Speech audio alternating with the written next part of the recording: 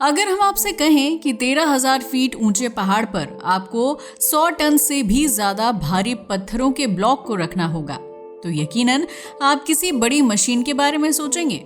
मगर कैसा हो अगर हम कहें कि हजारों साल पहले हमारे पूर्वज बिना किसी मशीन के ऐसा कारनामा कर चुके हैं? क्यों यकीन नहीं आ रहा ना? लेकिन ये कोई फिल्मी कहानी नहीं बल्कि हकीकत है साउथ अमेरिका कॉन्टिनेंट में बसे एक देश की, जहां थी एक ऐसी सभ्यता जिसने ऐसे ऐसे कारनामे कर दिखाए कि आज उसे एलियन सभ्यता तक कहा जाता है।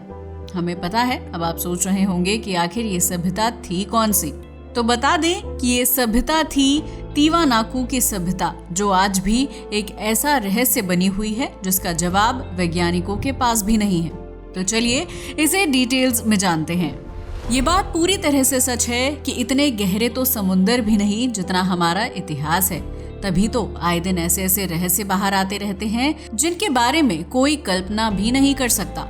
ऐसा ही एक रहस्य है पूमा पंकु के स्ट्रक्चर, जिन्हें देखकर आइडिया लगाना भी मुश्किल है कि इतने पुराने टाइम पर इन्हें इंसानों ने बनाया होगा। पता है क्यों? क्योंकि इनका मटेरियल, स्ट्रक्चर और वजन तीनों ही इतने ज्यादा मिस्टीरियस हैं कि कोई इंसान बिना मॉडर्न टेक्नोलॉजी के उसे बना ही नहीं सकता। तो कहीं ऐसा तो नहीं कि उनके पास आधुनिक विश्व की तरह प्राचीन काल में भी टेक्नोलॉजी थी जो हमारे पूर्वजों के साथ ही कहीं भूमिगत हो गई? या फिर कहीं ये सच तो नहीं कि इन्हें किसी एलियन ने बसाया था? जानेंगे, मगर पहले चलते हैं बोलीविया की तरफ। असल में इस कहानी की शुरुआत होती है बोलीविया से। बोलीविया एक ऐसा देश जो साउथ अमेरिका कॉन्टिनेंट में लोकेटेड है। यहाँ ला पाज से 45 मील वेस्ट में जाने पर कुछ ऐसे स्ट्रक्चर पाए गए हैं जो इंसानी समझ से बाहर हैं। पता है क्यों? क्योंकि आप खुद सोच कर देखिए, 13,000 फीट ऊंचा एंडीज पर्वत, जहां इंसान का चढ़ना भी बेहद मुश्किल होता है, वहां 100 टन के पत्थरों को ले जाकर इस तरह से जमा देना कि एक दूसरे में वो पूरी तरह से फिट हो जाएं, क्या ये छोटी बात है? ये कोई कहानी नहीं बल्कि हकीकत है। ये एंडीज माउंटेन्स के ऊपर मौजूद पूमा पंकु के रहस्यमयी प्राचीन खंडहर की।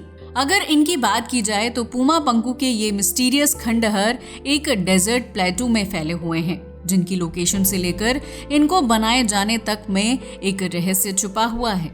ये इतने रहस्यमय इसलिए हैं क्योंकि यहाँ पाए जाने वाले मेगालिथिक स्टोन्स हमारे प्लैनेट के सबसे बड़े स्टोन्स में से एक हैं, जिसका अंदाजा आप इस बात से लगा सकते हैं कि ये 26 फीट तक ऊंचे और 100 टन से भी ज्यादा भारी हैं। सबसे ज्यादा हैरानी की बात तो ये है कि प्राचीन काल में जब ना ही कोई ऐसी मशीन थी कि पत्थरों को ऊंचाई तक पहुंचाया जाए, तो फिर 13,000 फीट की ऊंचाई पर इन पत्थरों को कैसे ले जाया गया? जबकि यहाँ एक दो नहीं बल्कि सैकड़ों ऐसे स्टोन हैं, जिसके कारण वैज्ञानिक भी इस गुत्थी को सुलझा नहीं पाए हैं कि आखिर इन्हें लाया कैसे गया होगा। क्योंकि बिना किसी एडवांस्ड टेक्नोलॉजी के इतनी ऊंचाई पर इन्हें ले जाना इम्पॉसिबल है। वैसे इनका वजन तो हैरान कर देने वाला है ही, इनका शेप भी बेहद यूनिक है। दिखने में ये स्टोन इंग्लिश अल्फाबेट के अक्षर H की तरह दिखाई देता है और दूर से देखने पर ये किसी ब्लॉक की तरह नजर आते हैं। और इनका स्ट्रक्चर ही वो वजह है जिसके कारण इन्हें ह्यूमन मेड यानी हमारे एंसेस्टर्स के द्वारा निर्मित समझा जाता है। नहीं तो अगर ये बिना शेप के बेढंगे होते तो इन्हें नेचुरल स्ट्रक्चर मानकर हम आगे बढ़ जाते। तो शायद फिर ना तो आप इस वीडियो को देख रहे होते और ना ही हमारे साइंटिस्ट इस पर रिसर्च कर रहे होते। सालों पहले जब पहली बार इन स्ट्रक्चर को देखा गया था, तभी से साइंटिस्ट इसकी जांच में जुटे हुए हैं। और जब इसकी डीप रिसर्च हुई तो सामने आया एक ऐसा सच जो बेहद चौंकाने वाला था। असल में नजदीक से देखने पर पता चलता है कि इन स्टोन्स ब्लॉक्स को बेहद सफाई से बनाया गया है, जिससे क्लियर है कि इन्हें हाथ से बनाना तो इम्पॉसिबल है, क्योंकि इनके किनारे और इनमें बने हुए होल्स बहुत ही सटीक और क्लियर हैं। इतनी सटीकता के साथ इन्हें बिना किसी मशीनी टूल्स, लेजर या डायमंड टूल के बनाना संभव ही नहीं है। इसके कारण वैज्ञानिक इतनी रिसर्च के बाद भी एक बार फिर उसी सवाल पर आकर खड़े हो गए हैं कि आखिर इन्हें बनाने वाले थे कौन? और कहीं ये सच तो नहीं कि हजारों साल पहले हमारे एंसेस्टर्स के पास ऐसी कोई एडवांस टेक्नोलॉजी थी जिसका इस्तेमाल करके उन्होंने इस स्ट्रक्चर को बनाया होगा? हालांकि सवाल बहुत सारे थे, लेकिन जवाब एक भी नहीं। वैज्ञानिकों के मन में बहुत सी क्यूरियोसिटीज थीं, इसलिए बोलीविया में एंडीज के आसपास के इलाकों की रिसर्च शुरू हुई। फिर आधा किलोमीटर के दायरे में एक अननोन सिविलाइजेशन दिखाई दी।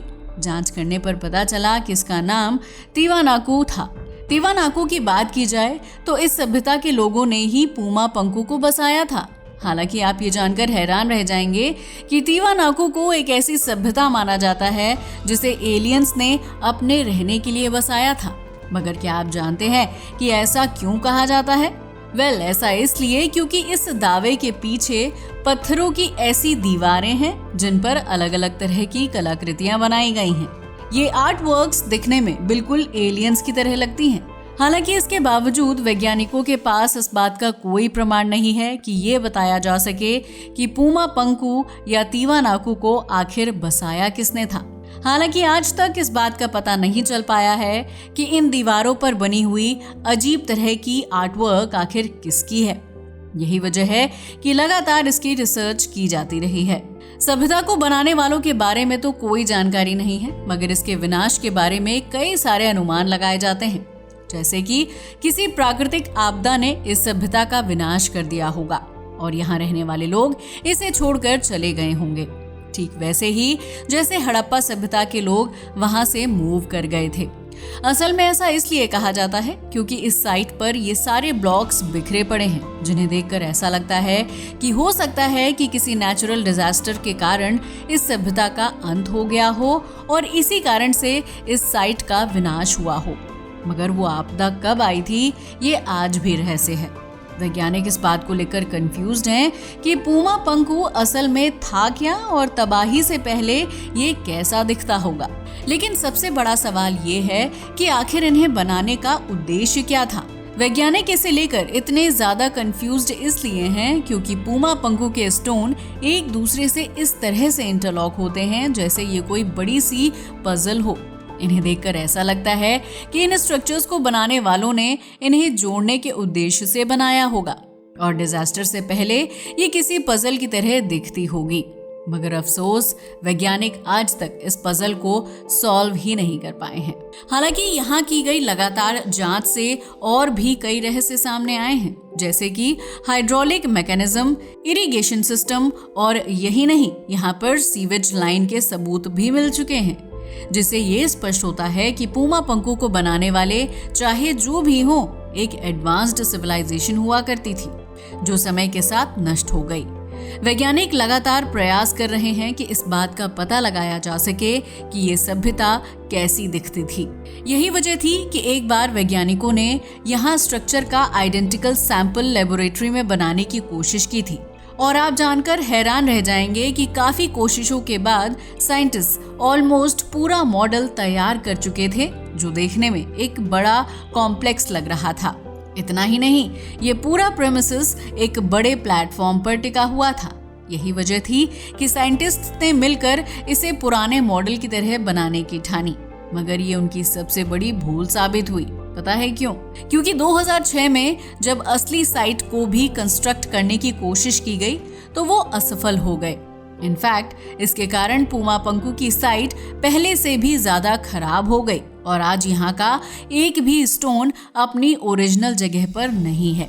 ये साइट कितनी ज्यादा डैमेज हो गई थी, इसका अंदाजा आप इस बात से लगा सकते हो कि 2006 के बाद कई साल तक इस साइट पर रिसर्च का काम बंद कर दिया गया था। मगर नवंबर 2017 में एक बार फिर इस साइट पर वैज्ञानिकों की एक नई टीम पहुंच गई ताकि इन पत्थरों की एक बार फिर से रिसर्च की जा सके। और यकीन मानिए, इस रिसर्च ने तो सब कुछ बदल कर रख दिया, क्योंकि इसी दौरान वैज्ञानिकों को पता चला कि इस साइट पर मौजूद कुछ ब्लॉक सैंडस्टोन से बने हुए हैं और कुछ वोल्केनिक स्टोन एंडेसाइट से बने हुए हैं। अगर एच आकार के ब्लॉक्स की बात की जाए तो वो सभी वोल्केनिक स्टोन एंडेसाइट से ही बने हुए हैं। यही वजह है कि वैज्ञानिकों ने अब इनकी जांच की प्रक्रिया भी शुरू कर दी थी। उन्होंने कुछ सैंडस्टोन और कुछ वोल्केनिक स्टोन के सैंपल लिए और पहुंच गए अपनी प्रयोगशाला में। अब आप सोच रहे होंगे कि क्या पहले इनकी जांच नहीं की गई थी? तो बता दें कि वोल्केनिक स्टोन की जांच पहले नहीं की गई थी। पता है क्यों? क्योंकि वैज्ञानिकों का सोचना था कि ये बाकी के साधारण वोल्केनो के पत्थरों की तरह ही होंगे, मगर शायद ये उनकी सबसे बड़ी भूल थी, क्योंकि इस जांच के बाद जो परिणाम सामने आया वो काफी चौंकाने वाला था।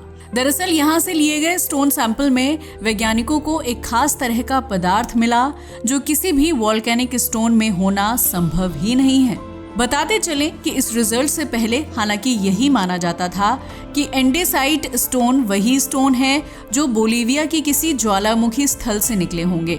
यही वजह है कि इनकी जांच नहीं की गई थी।